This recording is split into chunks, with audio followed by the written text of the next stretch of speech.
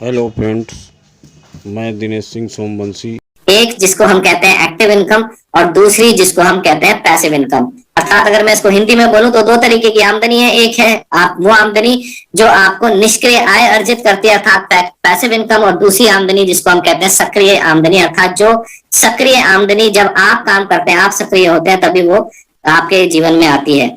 और इन दो आमदनियों के चक्कर में हम लोग जो 90% या 95% जनसंख्या है वो कभी इन चीजों में, ज्यादातर जनसंख्या तो जान ही नहीं पाती। नहीं तो 95% जो जनसंख्या है वो हमेशा एक्टिव इनकम के लिए दौड़ती है, और पूरे दिन दौड़ती दौड़ती भी अगर करने वाले के संग कुछ हो जाए तो परिवार जीरो हो जाता है।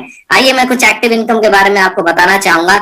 ये तीन तरीके की चीजें हैं, ये तीन तरीके के व्यवसाय हैं जिनके अंदर आप आते हैं और उनसे अर्जित आमदनी को हम एक्टिव इनकम कहते हैं। पहली आमदनी जो आप अर्जित करते हैं नौकरी से, अर्थात जॉब से कोई भी आमदनी आप अर्जित करते हैं उसको एक्टिव इनकम की श्रेणी में रखा जाता है। जब आप नौकरी पे जाते हैं आपकी आमदनी आती है, और जिस दिन नौकरी चली जाती है तो आपको आमदनी नहीं प्राप्त होती।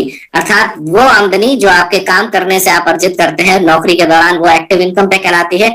दूसरी वो आमदनी जो आप ट्रेडिशनल बिजनेस में अर्जित करते हैं, जैसे आप दुकान खोल लेते हैं, आप कोई ऐसा काम करते हैं जिसको करने से, जहां दुकान खोलने से ही आपकी सेल बढ़ेगी और आप उस दुकान पे नहीं पहुंच पाए तो आमदनी बंद हो जाएगी। इस तरीके की भी आमदनी को हम जो है सक्रिय आमदनी कहते हैं। और तीसरी तरीके की आमदनी जिसको जो अर्जित करते हैं जब हम कोई प्रोफेशन करते हैं, अर्थात कोई प्रोफेशनल कोर्स करते हैं, चाहे वो लॉयर हो, चाहे वो चार्टर्ड अकाउंटेंट हो, चाहे वो डॉक्टर हो, चाहे हम आईएएस बने, पीसीएस बने, या हम कोई भी अधिकारी स्तर पे जाएं, अर्थात जो एक डिग्री के हासिल करने से हमें आमदनी प्राप्त होती है, जिसकी वैल्यू से हम आमदनी प्राप्त करते हैं, उसको भी हम एक्टिव इनकम की श्रेणी में रखा जाता है। ये वो चीजें हैं जो मैं आज आपको बता रहा हूं, जो कि मुझे बहुत सालों बाद पता लगी, और मैं जानता हूं जितने भी मेरे दोस्त, मेरे साथी यहाँ देख रहे हैं मुझे, उनको भी ये चीजें शायद ही पता हुई हो, क्योंकि आज तक स्कूल में कोई ऐसी क्लास नहीं हुई जहां पर आपको इसके बारे में बताया गया हो। और यही वास्तविक, यही जो है ये एक ओरिजिनलिटी है, यही जो है ये आज के समय की सच्चाई है। और जैसे मैंने कहा 95% लोग इन्हीं तीनों चीजों में घूमते रहते हैं। आप देखिए कभी लॉयर साहब को कुछ हो जाए तो वो डिग्री उनकी वाइफ को ट्रांसफर नहीं होती, उस केस को लड़ने के लिए वाइफ को भी वो डिग्री हासिल करनी पड़ेगी। अगर डॉक्टर साहब को कुछ हो जाए तो वाइफ कभी डॉक्टर नहीं बन जाएगी, अर्थात उनको भी वो डिग्री हासिल करनी पड़ेगी, तब जाके वो उस प्रोफेशन को कर पाएंगे। और अक्सर अक्सर ये एक्टिव इनकम कमाने वाले जो लोग होते हैं ये सबसे ज्यादा डेंजरस इनकम पे होते हैं, क्योंकि अगर मार्केट में रिसेशन आता है, अगर अगर बेरोजगारी स्तर बढ़ती है, तो सबसे ज्यादा जो गाज गिरती है, सबसे ज्यादा जो तबका जो सबसे ज्यादा इफेक्टेड होता है वो यही इफेक्टेड होता है जो कि एक्टिव इनकम से आमदनी अर्जित कर पा रहा है। दूसरा, जो अगर कोई नेचुरल डिजास्टर आ गया, कहीं भूकंप आ गया है, कहीं पर फ्लड आ गया है, कहीं पर कोई भी ऐसी विपत्ति आ गई है जो कि इंसान के काबू में नहीं है, और उसका खामियाजा भी सबसे ज्यादा अगर किसी के ऊपर पड़ता है तो वो एक्टिव इनकम अर्थात उन लोगों पे पड़ता है जिनके काम करने से पैसा बनता है।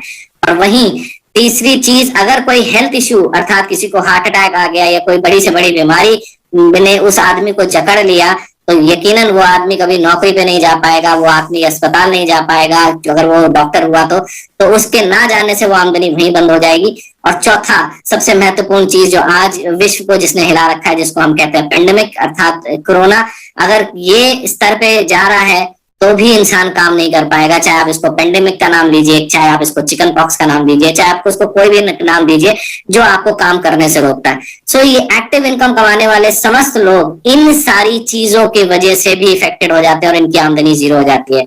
लेकिन वहीं दूसरी तरफ देखा जाए, क्योंकि कहते हैं ना कि हर सिक्के के दो पहलू होते हैं, तो कुछ ऐसे मानव भी हैं हमारे बीच में जो एक्टिव इनकम से ज्यादा पैसिव इनकम के ऊपर फोकस करते हैं, और उनको इन चीजों से कोई फर्क नहीं पड़ता कि रिसेशन चल रहा है या कोरोना चल रहा है, या कोई अगर उनके संग भी कोई हेल्थ इश्यू हो जाए, कुछ भी नेचुरल डिजास्टर हो, तो भी उनकी आमदनी पे कोई फर्क नहीं पड़ता। और आज मैं उनसे आपको मिलवाऊंगा जरूर। सो दूसरे तरीके के लोग जो पैसिव इनकम अर्जित करते हैं, निष्क्रिय आय अर्जित करते हैं, उनमें आते हैं वो समस्त लोग जो गायक हैं अर्थात सिंगर हैं। और जैसे कि आपने नाम सुने हैं किशोर कुमार, मोहम्मद रफी, जो आज दुनिया में नहीं है, फिर भी आप उनके गाने जब जब सुनते हैं उनके परिवार को जो है वो निष्क्रिय आमदनी अर्थात रॉयल्टी इनकम जाती है। दूसरे तरीके के लोग जो जिनको हम कहते हैं साइंटिस्ट अर्थात आविष्कारक, जिन लोगों ने दवाई बनाई, आज उसका आप सेवन कर रहे हैं तो भी उनके परिवार को उस दवाई की पेटेंसी का पैसा जा रहा है। जिसने गोली बनाई, जिसने बंदूक बनाई, जिसने कोई भी ऐसा निर्माण किया जो इंसान बार बार इस्तेमाल कर रहा है, उस करे हुए निर्माण का उस व्यक्ति को, उस परिवार को आज भी लाभ जा रहा है, क्योंकि वो एक बार ऐसा काम कर गया जिसके द्वारा वो एक पैसिव इनकम जनरेट कर गया अपने लिए और अपने फैमिली के लिए। तीसरे तरीके के लोग जिनको हम कहते हैं फिल्म प्रोड्यूसर, अर्थात जो लोग पिक्चरें बनाते हैं, जो पिक्चरों को प्रोड्यूस करते हैं। इसमें ना एक्टर आता है, ना इसमें एक्ट्रेस आती है, ना इसमें आपका डायरेक्टर आता है। इसमें वो व्यक्ति आता है जो उस रील का मालिक होता है, उस फिल्मी रील का जो मालिक है। जैसे कि आपने नाम सुने होंगे आरके स्टूडियोज, जिसमें रणधीर, ऋषि और इनके ब्रदर का नाम भी आता था। तो आज राज कपूर के ना होने के बाद भी जब जब उनकी पिक्चरें चली, उनको तब तब पैसा आया, क्योंकि वो उस रील के मालिक रहे। इसके अलावा वो समस्त लोग आते हैं जिनको हम बुक राइटर्स कहते हैं। जब जब आप एक किताब पढ़ते हैं या आप एक किताब घर लेके आते हैं, तो उसके लेखक को उसकी रॉयल्टी जाती है, जो कि आप जो है जब जब पढ़ेंगे तब तब उसको पैसा देगा। तो अगर उसकी किताब फेमस हो जाए तो वो काम एक बार कर गया, लेकिन जब जब वो किताब पढ़ी जा रही है तब तब उसको रॉयल्टी जा रही है। वो लोग भी पैसिव इनकम जनरेट करते हैं जो कि डील करते हैं रेंट और स्टॉक मार्केट में।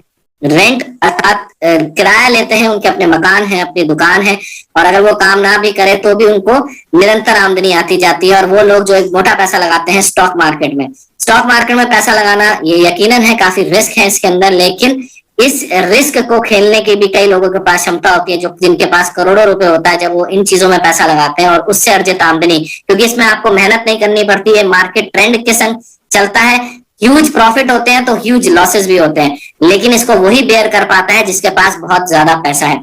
और आखिरी जिसको हम कहते हैं डायरेक्ट सेलिंग अर्थात नेटवर्क मार्केटिंग, ये एक वो संस्था भी है जिसके द्वारा आप एक निष्क्रिय